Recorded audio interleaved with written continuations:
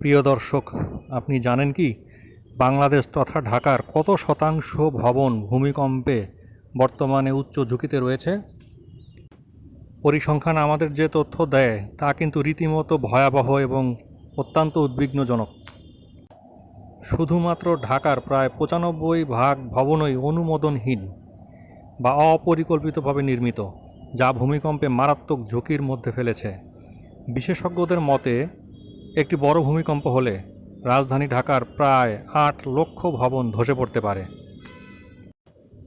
রাজধানী উন্নয়ন কর্তৃপক্ষ তথা রাজুক এর জরিপ অনুসারে ঢাকা শহরে মোট ভবনের সংখ্যা প্রায় 21,45,000। এই সংখ্যার একটি বড় অংশই অনুমোদনবিহীনভাবে নির্মিত হয়েছে। ভূমিকম্প বিশারদগণ অনুমান করেন একটি 7 মাত্রার ভূমিকম্পে ঢাকা শহরে প্রায় 8 লক্ষ ভবন ধসে পড়তে পারে।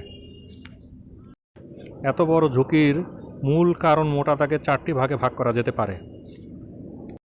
প্রথমত, জাতীয় বিল্ডিং কোডের লঙ্ঘন। বাংলাদেশে সাধারণত বিল্ডিং নির্মাণের ক্ষেত্রে বিএনবিসি কোড ফলো করা হয়ে থাকে, যার সর্বশেষ আপডেটেড ভার্সন 2020। ভূমিকম্পে সম্ভাব্য ঝুঁকিপূর্ণ ভবনগুলোর অনেকগুলোই এই বিএনবিসি কোড অনুসরণ করে ভবনের নকশা প্রস্তুত করেনি। দ্বিতীয়ত, অপরিকল্পিত নগরায়ন। দ্রুত জনসংখ্যা বৃদ্ধির ফলে অনিয়ন্ত্রিত ভবন নির্মাণ করা হচ্ছে। এর ফলে নগরায়নের পরিকল্পনা যথাযথভাবে বাস্তবায়ন করা সম্ভব হচ্ছে না। তৃতীয়ত, ভূগর্ভস্থ পানির অতিরিক্ত ব্যবহার। এই অতিরিক্ত ব্যবহার তথা ড্রডাউনের ফলে পানির লেয়ার অনেক নিচে নেমে গেছে এবং ভূগর্ভস্থ ভারসাম্য বিঘ্নিত হয়েছে। চতুর্থত, সংকীর্ণ রাস্তা এবং দুর্বল অবকাঠামো, যেটি ভূমিকম্প ঝুঁকির একটি অন্যতম বড় কারণ। এবার আসুন সম্ভাব্য ক্ষয়ক্ষতির বিষয়ে। ঢাকার মোট জনসংখ্যা প্রায় 2 কোটি অথবা তার উপর, ফলে একটি বড় ভূমিকম্পে প্রাণহানির সংখ্যা হবে ব্যাপক। জাতীয় অর্থনীতি ভীষণভাবে ক্ষতিগ্রস্ত হবে। এছাড়াও বিদ্যুৎ, পানি এবং গ্যাসের লাইন ভেঙে পড়ায় শহর কার্যত অচল হয়ে যাবে। তাহলে এই মুহূর্তে আমাদের করণীয় কি? প্রথমত, বিল্ডিং কোড কঠোরভাবে প্রয়োগ। নতুন ভবন নির্মাণের অনুমোদন এবং মান নিয়ন্ত্রণ নিশ্চিত করার জন্য বিল্ডিং কোড কঠোরভাবে অনুসরণ নিশ্চিত করতে হবে। দ্বিতীয়ত, পুরনো ভবন সংস্কার।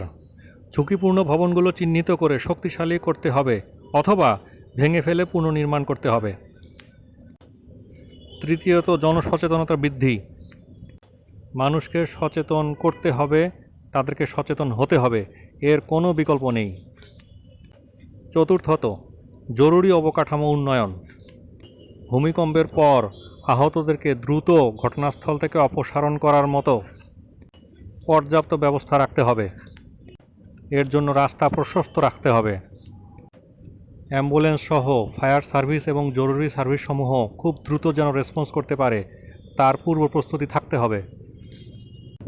সর্বোপরি এমন একটি পরিপূর্ণ নেটওয়ার্ক ব্যবস্থা সম্পূর্ণ প্রস্তুত অবস্থায় থাকতে হবে যেন জরুরি অবস্থা মোকাবেলায় দ্রুত রেসপন্স করতে পারে। তবে সবথেকে গুরুত্বপূর্ণ বিষয় হলো এখন থেকে আগামীতে নির্মাণাধীন এবং প্রস্তাবিত সমস্ত ভবনে ভূমিকম্প সহনশীল নকশা প্রস্তুতে সর্বোচ্চ মনোযোগ দিতে হবে। পরবর্তী প্রতিবেদন পেতে আমাদের সাথেই থাকবেন। আপনাদের সকলের সুস্বাস্থ্য কামনা করছি। প্রকৌশলী আহসান।